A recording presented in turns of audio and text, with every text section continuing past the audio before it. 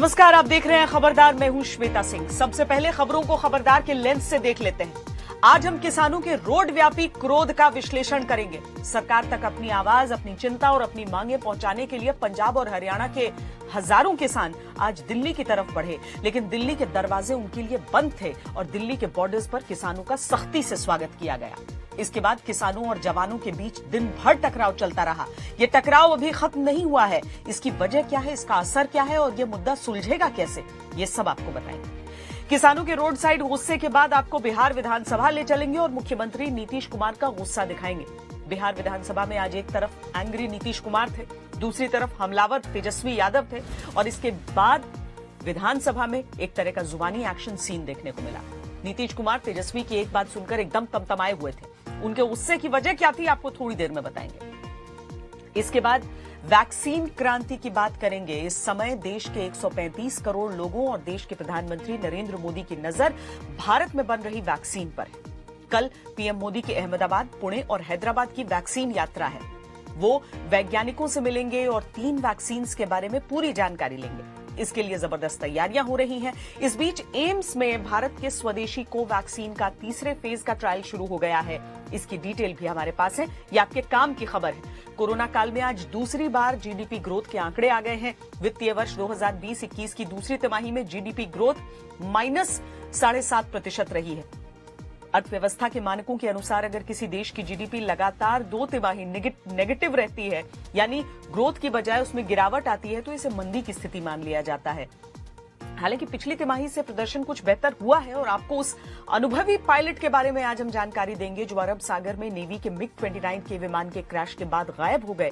हमारी टीम ने अरब सागर से मिग विमान की क्रैश रिपोर्ट तैयार की है। लेकिन खबरदार में विश्लेषण की शुरुआत करते हैं देश के अन्नदाता से, जो आक्रोश की बॉर्डर लाइन पर खड़ा है।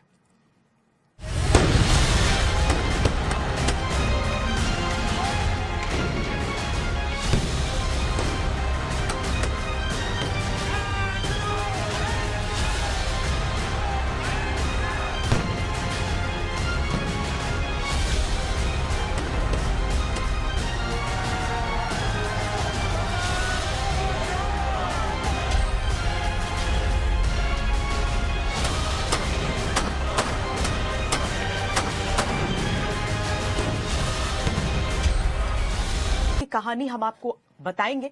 पंजाब और हरियाणा के हजारों किसान आज दिल्ली पहुंचे थे सरकार तक अपनी आवाज पहुंचाने के लिए, नए कृषि बिल के खिलाफ अपना विरोध जताने के लिए। लेकिन जब आंदोलनकारी किसानों को दिल्ली के दरवाजे बंद मिले तो वो भड़क उठे। पुलिस और पैरामिलिट्री के जवान पूरी तैयारी के साथ दिल्ली के बॉर्डर्स पर तैनात थे और उनका मकसद था एक भी आंदोलनकारी किसान को दिल्ली में पांव नहीं रखने देना। और फिर वही हुआ जिसका अंदेशा था। आंदोलनकारी किसान पीछे हटने के लिए तैयार नहीं थे और पुलिस के जवान उन्हें पीछे खदेड़ने के लिए कुछ भी करने को तैयार थे, चाहे आंसू गैस के गोले हों या वाटर कैनन्स या फिर लाठीचार्ज। आंदोलनकारी किसानों को दिल्ली में घुसने से रोकने के लिए सारे उपाय आजमाए गए, लेकिन किसान भी पूरी तैयारी के साथ पहुंचे थे। उन्होंने पुलिस पर पथराव किया, बैरिकेडिंग तोड़ी। देश के किसानों और पुलिस के जवानों के बीच जंग का ग्राउंड जीरो बना दिल्ली और हरियाणा का सिंघू बॉर्डर, जहां आज पूरे दिन देश के किसानों और पुलिस के जवानों के बीच हिंसक झड़प के कई राउंड चले। आज तक के रिपोर्टर्स ने आज दिन भर जो कुछ देखा वो सब आप हमारी ग्राउंड रिपोर्ट में देख सकते हैं।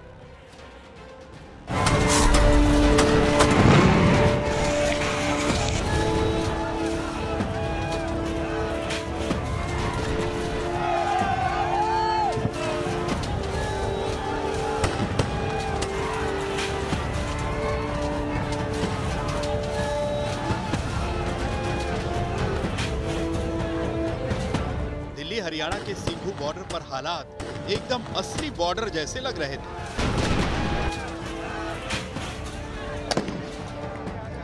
किसानों को तितर बितर करने के लिए दिल्ली पुलिस लगातार जो है अब एक्शन ले रही है। बॉर्डर की एक तरफ कृषि कानून बिल के खिलाफ किसान दिल्ली में आने पर अड़े थे और दूसरी तरफ पुलिस और पैरामिलिट्री फोर्सेस के जवान उन किसानों पर टीयर गन ताने खड़े थे।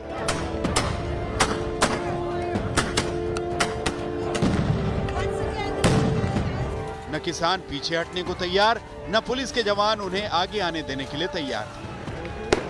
और फिर सुबह के 11 बजते बजते माहौल बिगड़ गया।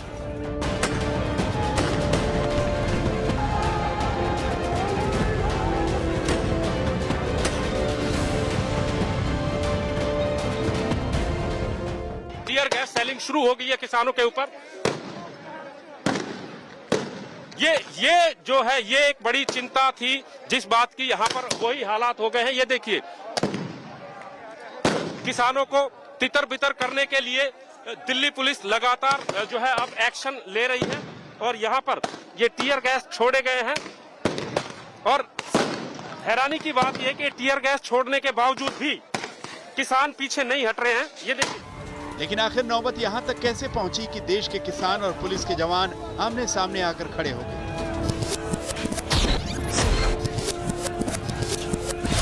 ये किसान 26 नवंबर को पंजाब के अलग अलग शहरों से दिल्ली चलो का नारा देकर निकले थे, जिन्हें रोकने के लिए हरियाणा और दिल्ली पुलिस ने सारे जतन लगा दिए। कहीं बैरिकेडिंग लगाकर रास्ता रोकने की कोशिश हुई, कहीं सड़कें खोदकर किसानों के ट्रैक्टर आगे बढ़ने से रोकने की कोशिश, कहीं बड़े बड़े ट्रकों को हाईवे पर खड़ा कर जाम लगाया। लेकिन किसान पुलिस की हर कोशिश को खदेड़ते हुए आगे बढ़ते गए और आज सुबह दिल्ली के दरवाजे पर दस्तक देने पहुंच गए। लेकिन इन किसान आंदोलनकारियों के लिए दिल्ली भी कोसों दूर थी।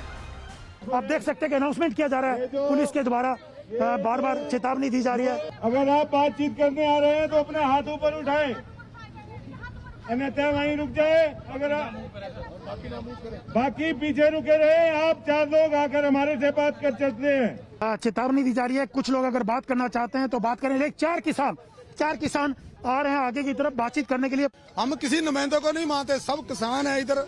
किसान अपना प्रोटेस्ट करने के लिए, अपना रोष करने के लिए दिल्ली आए हैं। हम लोग भारत के बाशिंदे हैं, भारत के बाशिंदे हैं। हमारे भारत की ये राजधानी है। हम लोग शांतमय तरीके से अपना जो भी है इधर रखना चाहते हैं। दिल्ली में आए हैं भाई, अपना शांति से अपनी बात रखने के लिए आए हैं, कोई झगड़ा करने के लिए नहीं आए। झगड़ा कर रही है पहले तो हरियाणा की पुलिस, अभी दिल्ली की पुलिस। हम लोग झगड़ा नहीं कर रहे। मैं आपसे एक बात पूछना चाहता हूँ सरदार जी, पुलिस क्या पब्लिक से झगड़ा करने के लिए होती है? हमें लग रहा है। नहीं, आपको लग रहा है तो आपके लगने से थोड़ा ना सच हो जाएगा। नहीं, अभी क्या ये क्या है? झगड़ा नहीं है। नहीं, ये झगड़ा क्या नहीं है। आपको नहीं पता इस समय क्या चल रहा है? क्या चल रहा है? कोविड चल रहा है। कोविड हमारा गले में फांसी का फंदा डाल दिया गवर्नमेंट ने। आंदोलनकारी किसानों और ड्यूटी कर रहे जवानों के बीच वार्ता का लंबा दौर चला, लेकिन नतीजा नहीं निकला और फिर हिंसा का एक और दौर शुरू हो गया। सिंधु बॉर्डर क्रॉस करके के किसान अब बैरिकेड तोड़ते हुए दिल्ली की तरफ घुस रहे हैं। देख सकते हैं कि तारे पूरी तोड़ रहे हैं, यहाँ पे बैरिकेड तोड़ रहे हैं। पूरे किसान जो है जो धरने पे बैठे हुए थे सिंधु बॉर्डर पर घुस गए हैं बैरिकेड तोड़ते हुए। एक के बाद एक बैरिकेड तोड़ा जा रहा है किसानों की तरफ से। आप देख सकते हैं कि यहाँ पर किसान ये तोड़ रहे हैं, तारे तोड़ी जा रही है किसानों की तरफ से और दिल्ली के अंदर घुसने की कोशिश कर रहे हैं। किसान उनके और दिल्ली के रास्ते में आने वाली हर चीज पर अपना गुस्सा निकाल रहे थे, फिर चाहे वो पुलिस की बैरिकेडिंग हो या फिर पुलिस के जवान। और पुलिस पैरामिलिट्री के जवान भी हार मानने को तैयार नहीं थे। वो पूरे तन मन से अपनी ड्यूटी निभा रहे थे और किसानों के मंसूबों पर पानी फेरने की हर संभव कोशिश में जुटे थे। जवानों को क्लियर आदेश था कि किसी भी कीमत पर किसानों को दिल्ली के अंदर आने नहीं देना है और किसानों का एक ही मकसद था, दिल्ली में दाखिल होना किसी भी कीमत पर। किसानों और पुलिस में एक बार फिर से टकराव हुआ है। आप देख सकते हैं कि जो पुलिस ने बैरिकेडिंग की थी उसके पास तक काफी तादाद में किसान यहां पर आ गए थे और पुलिस ने उनको पीछे हटाने के लिए टीयर गैस छोड़ी है। एक बार फिर से आंसू गैस के गोले छोड़े हैं और यहाँ पर आप देख सकते हैं कि जो बैरिकेडिंग थी वो भी यहाँ से हटा दी गई है और ये किसान बिल्कुल पुलिस के पास में पहुंच गए हैं।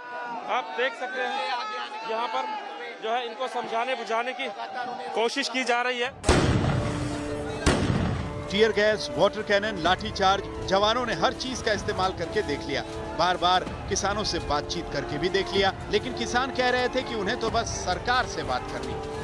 अजी भैया, मैं भी किसान का ही बेटा हूँ, मैं भी किसान का ही बेटा हूँ। हमने भी खेती करी है, लावनी करी है, तो मैं इसीलिए मैंने भी लावनी करी है। आप क्या कहते हो? मैंने भी भैंस चराई है, किसान के परिवार से हूँ। आप जाइए।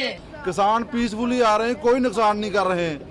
ਈਵਨ ਕਿ ਅਸੀਂ रोड टैक्स भर रहे हैं, रोड टैक्स साडी जेबा चो जाता है, ये रोडा पट रहे हैं। सरकारी संपत्ति नुकसान तो यही कर रहे हैं। हम के दूसरे देश से बात कर रहे हूँ, ऐसे बैरिकेड बना दिया, ऐसे बॉर्डर बना दिया, पीछे भी बॉर्डर बना दिए। पंजाब का किसान अपनी मांगे लेके आ रहा है, लड़कियां आ रही हैं, बीबियां आ रही हैं, बुजुर्ग आ रहे हैं, नौजवान आ रहे हैं। हमको कोई हक नहीं अपनी बात करने का। हमको यहाँ से जाने दीजिए, हमको संसद के आगे बैठने दीजिए, या कहीं भी आप बोलोगे दिल्ली में जहाँ कहोगे वहाँ बैठ जाएंगे। ये काले कानून वापस करवाने हैं। कई घंटों की मशक्कत के बाद भी जब आंदोलनकारी किसान टस से मस नहीं हुए तो आखिरकार दिल्ली को मसले का हल निकालना पड़ा। किसानों को दिल्ली में आने की सशर्त इजाजत देने का प्रस्ताव दिया गया।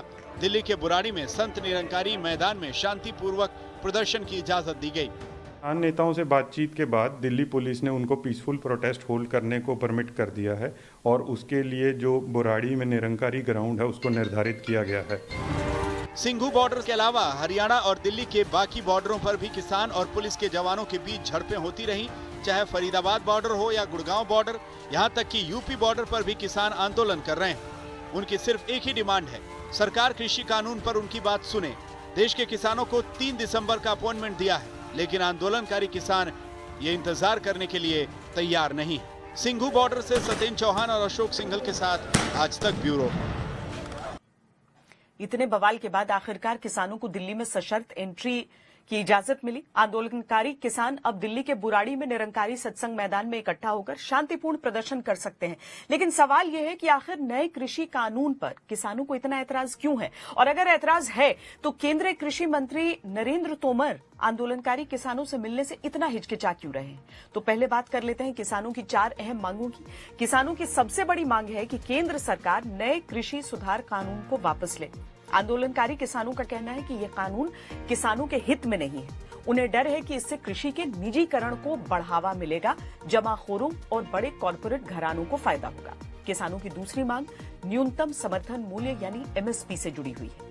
आंदोलनकारी किसानों का कहना है कि सरकार एमएसपी के लिए गारंटी कानून लेकर आए। सरकार लिखित आश्वासन दे कि भविष्य में एमएसपी और मौजूदा अनाज खरीद प्रणाली जारी रहेगी। किसानों की तीसरी मांग नए बिजली बिल को लेकर है।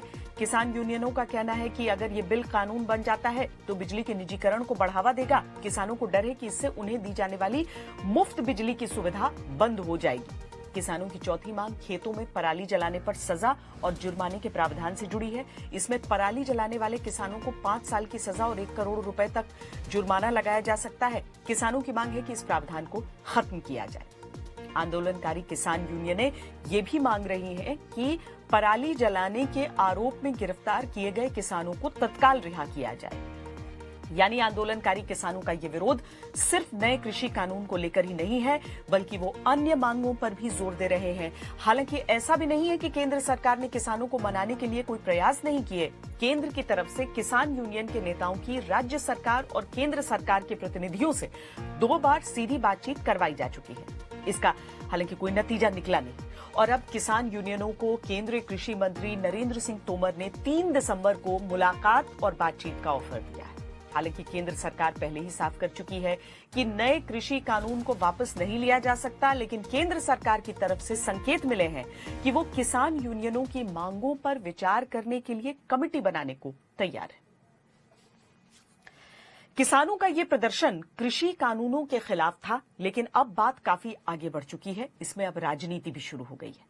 कांग्रेस कह रही है कि केंद्र सरकार किसानों के खिलाफ तानाशाही रवैया अपना रही है, जबकि बीजेपी सवाल उठा रही है कि नए कृषि कानूनों से सिर्फ कांग्रेस शासित पंजाब के किसानों को ही दिक्कत क्यों हो रही है। वैसे अब पंजाब के अलावा बीजेपी शासित हरियाणा और उत्तर प्रदेश के किसानों ने भी दिल्ली के लिए कूच करना शुरू कर दिया है। बिहार और झारखंड से भी किसानों के विरोध प्रदर्शन की खबरें और तस्वीरें सामने आ रही हैं। यानी नए कृषि कानून के खिलाफ विरोध प्रदर्शन की शुरुआत भले ही पंजाब से हुई, लेकिन अब यह सिलसिला अन्य राज्यों में भी शुरू हो चुका है और ये केंद्र सरकार के लिए चिंता का विषय बन गया है। अब देखना यह होगा कि केंद्र सरकार किसानों के इस गुस्से को कंट्रोल करने के लिए क्या रणनीति अपनाती है।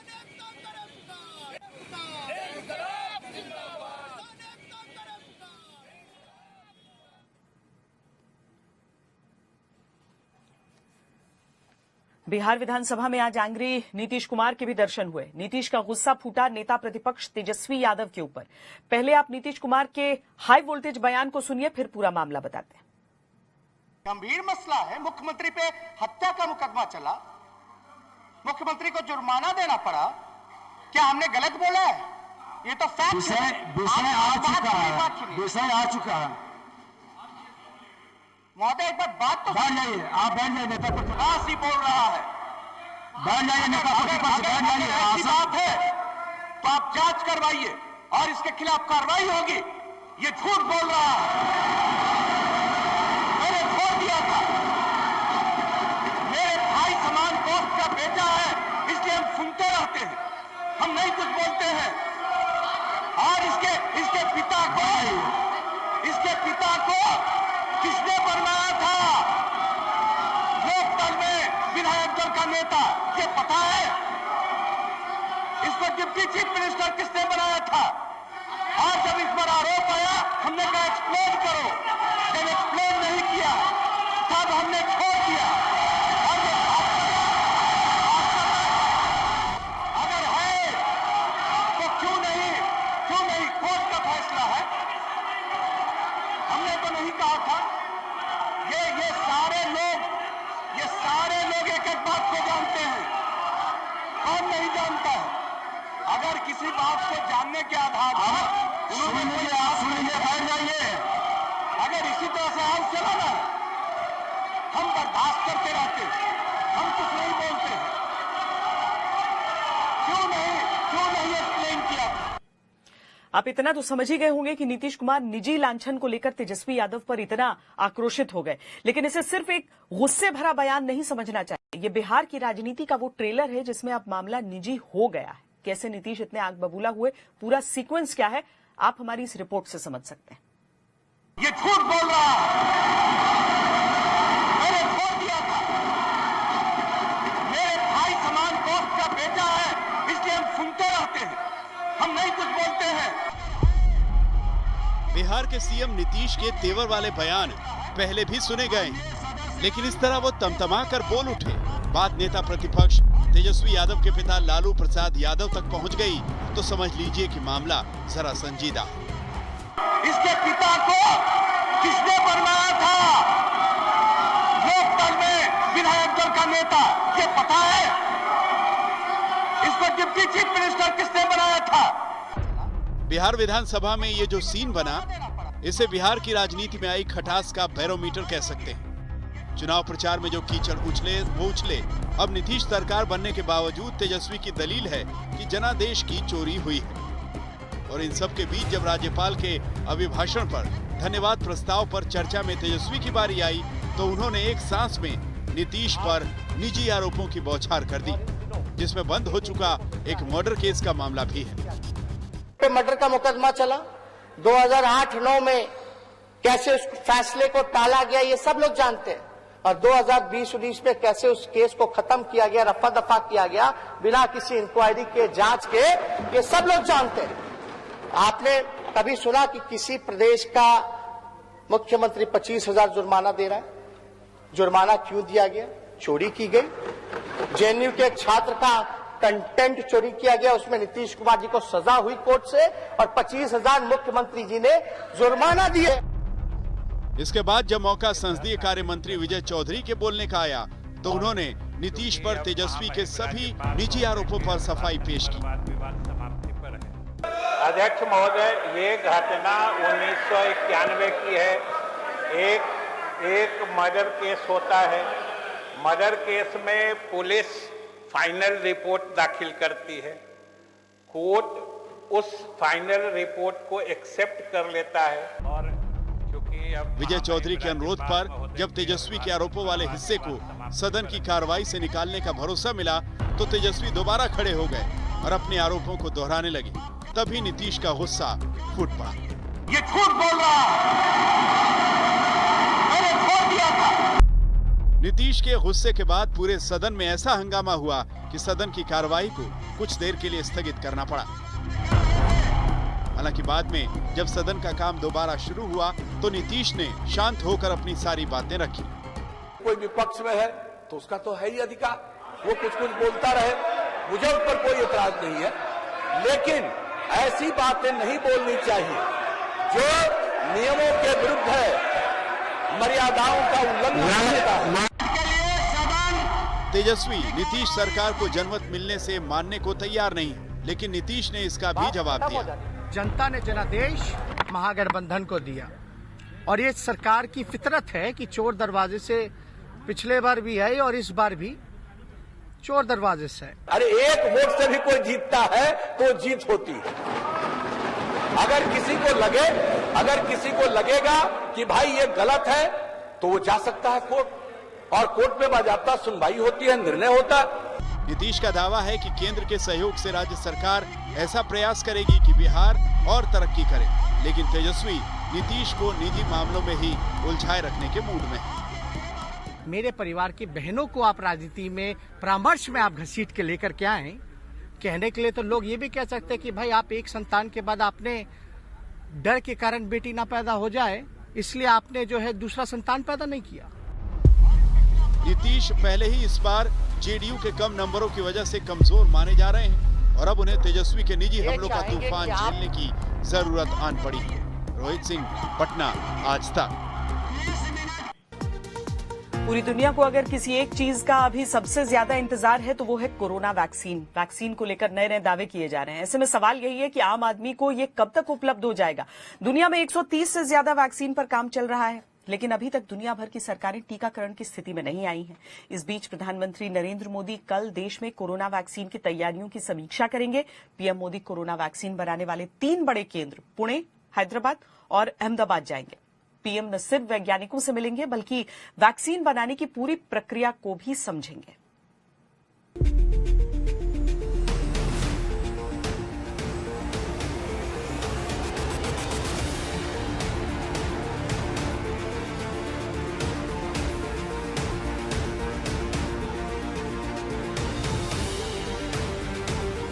पूरी दुनिया में अब तक कोरोना वायरस 6 करोड़ 13 लाख को बीमार कर चुका है।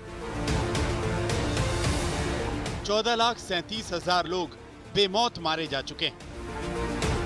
हर तरफ वायरस को मात देने वाली वैक्सीन की खोज है। कामयाबी की सीढ़ी पर चढ़ते वैज्ञानिक कभी वैक्सीन के करीब पहुंचते हैं, कभी हाथ से सब कुछ फिसलता नजर आता है। वैक्सीन बनाने की इस दौड़ में भारत न सिर्फ शामिल है बल्कि भारतीय वैज्ञानिकों के शोध के बेहद अच्छे नतीजे भी आ रहे हैं। पूरे देश को कामयाबी की उम्मीदें बंधी।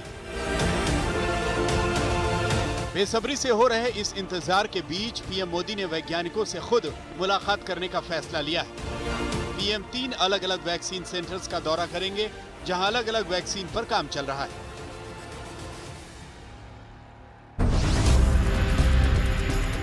पीएम सबसे पहले अहमदाबाद में Zydus biotech vaccine manufacturing facilities का जायजा लेंगे, फिर पुणे के सीरम इंस्टीट्यूट ऑफ इंडिया का दौरा करेंगे और आखिर में हैदराबाद में भारत बायोटेक पहुंचेंगे। तीनों ही जगह तैयारियां जोरों पर हैं। सीरम इंस्टीट्यूट में एयरफोर्स के हेलीकॉप्टर चक्कर काट रहे हैं। एसपीजी की भारी भरकम तैनाती कर दी गई है।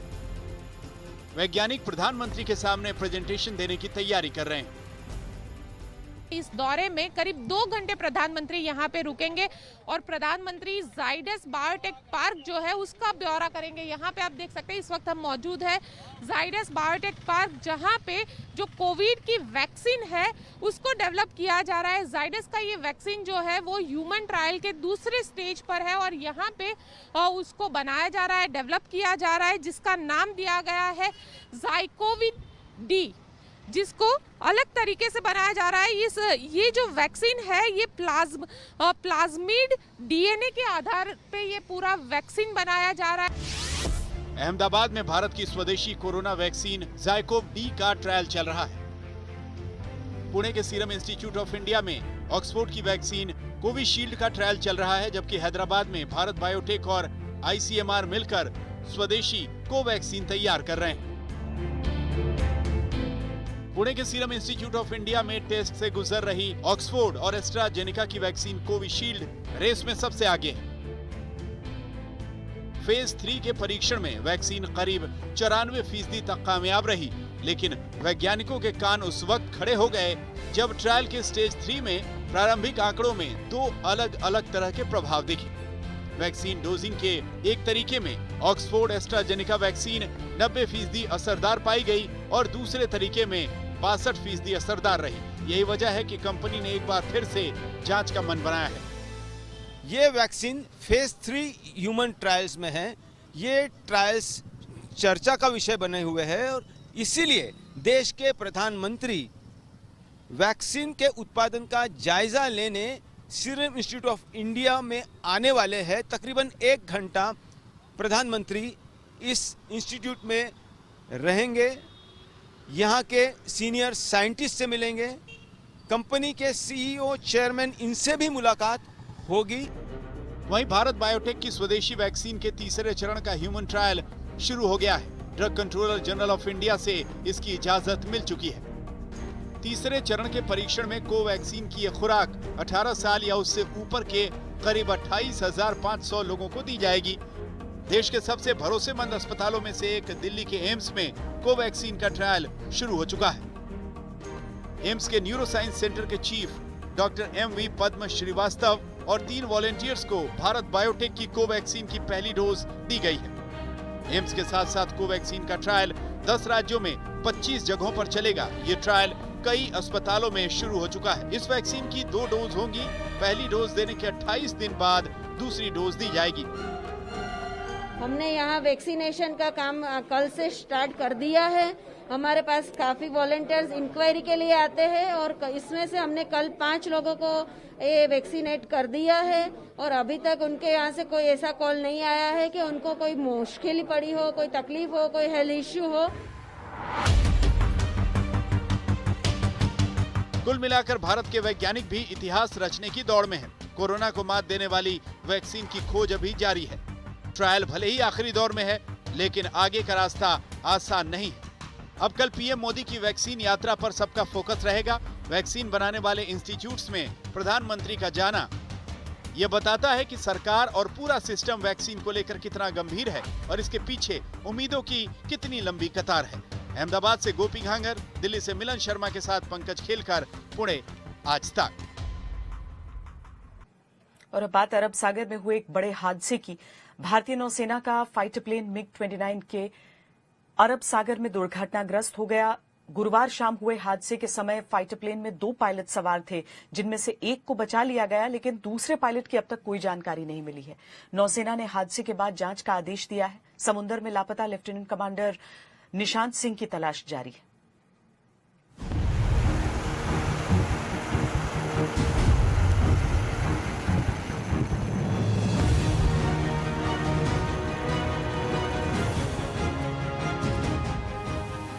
समंदर के सिकंदर आईएनएस विक्रमादित्य से उड़ान भरता मिग-29 के दुश्मनों के छक्के छुड़ाने की ताकत रखता है।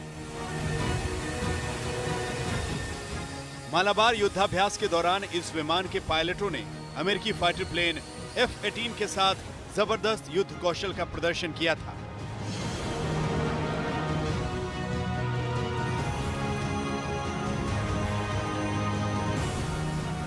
नौसेना अपने अत्याधुनिक मिग-29 के एयरक्राफ्ट पर नाज करती है, लेकिन अरब सागर से आज एक बुरी खबर आई है। एक मिग-29 के विमान गुरुवार की शाम दुर्घटनाग्रस्त हो गया।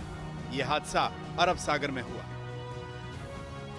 इस विमान में 2 पायलट सवार थे।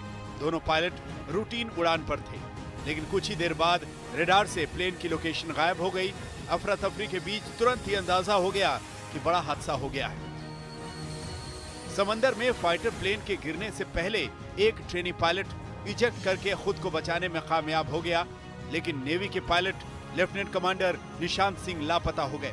आईएनएस विक्रमादित्य से उड़ान भरने वाले हेलीकॉप्टर ने ट्रेनी पायलट को रेस्क्यू किया और लगातार निशांत सिंह को ढूंढने की कोशिश की। निशांत सिंह की तलाश के लिए एयर और ग्राउंड टीमें लगाई गई हैं। क्रैश की लोकेशन को खंगाला जा रहा है। समंदर में कई टीमें पायलट निशांत सिंह को बचाने की कोशिशों में जुटी हैं। निशांत सिंह एक प्रशिक्षित फ्लाइट इंस्ट्रक्टर हैं और बेहद अनुभवी पायलट हैं। 20 नवंबर को नौसेना का एक मिग-29 के विमान ट्रेनिंग सॉर्टी के दौरान दुर्घटना का शिकार हो गया। फिलहाल नौसेना की तरफ से इस दुर्घटना में शामिल एक दूसरे पायलट को ढूंढने की युद्धस्तर पर कोशिशें की जा रही हैं, लेकिन समंदर में ये मिशन काफी मुश्किलों से भरा हुआ है। नेवी में फाइटर प्लेन से उड़ान भरने वाला हर पायलट एक खास तरह के फ्लाइट सूट को पहनकर उड़ान भरता है। इसमें इमरजेंसी इक्विपमेंट लगे होते हैं। इस सूट को पहनने से पायलट पानी में डूबता नहीं है। इसमें लोकेटर लगे होते हैं जो उसकी लोकेशन की जानकारी देते हैं। सवाल यह है कि लापता पायलट का निजी सुरक्षा डिवाइस काम कर रहा है या नहीं। ये जो पायलट्स एम्बार्क करते हैं विक्रमादित्य पे फुली क्वालिफाइड होते हैं और इनमें कोई शक ही नहीं है इनकी काबिलियत पे। तो अब कमिंग टू कि क्यों हुआ ये क्रैश और क्या कारण हो सकते हैं इसके, तो इसके तो जांच एक जो इंडियन नेवी ने जांच कमेटी बिठा दी है। अब वो ही इसके निर्णय पे पहुंचेंगे हुआ क्या है। अभी तो पहला तो टास्क जो नेवी कर रही है इस वक्त जो प्राइम इम्पोर्टेंस है कि दूसरे पायलट जो कि कमांडर निशांत है उनको ढूंढना है, कहाँ हैं वो। पिछले 2 साल में MiG-29 के एयरक्राफ्ट के 4 हादसे हो चुके हैं। 3 जनवरी 2018 को गोवा एयरपोर्ट पर फाइटर प्लेन में आग लगी और हादसे में पायलट बाल-बाल बचा। 16 नवंबर 2019 को गोवा के पास एयरक्राफ्ट हादसे का शिकार हुआ, पायलट इजेक्ट होने में कामयाब रहा। 23 फरवरी 2020 को अरब सागर में MiG-29 के क्रैश हुआ, हादसे में विमान में सवार पायलट सुरक्षित बचा लिए गए थे और अब 26 नवंबर को चौथा हादसा हुआ है।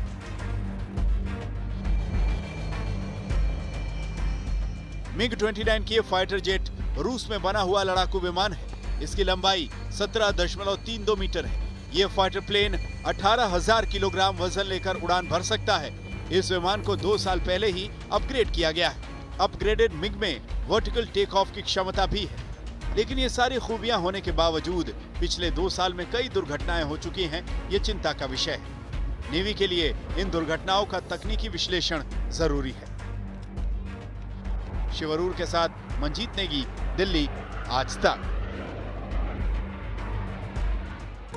हैदराबाद नगर निगम का चुनाव खासा दिलचस्प हो गया है, क्योंकि इस चुनाव में बीजेपी अपना दमखम दिखा रही है। आज चुनाव प्रचार के सिलसिले में बीजेपी के राष्ट्रीय अध्यक्ष जेपी नड्डा हैदराबाद के दौरे पर थे। जेपी नड्डा ने वहां रोड शो किया। रोड शो में भारी भीड़ जुटी थी। बीजेपी इससे गदगद है।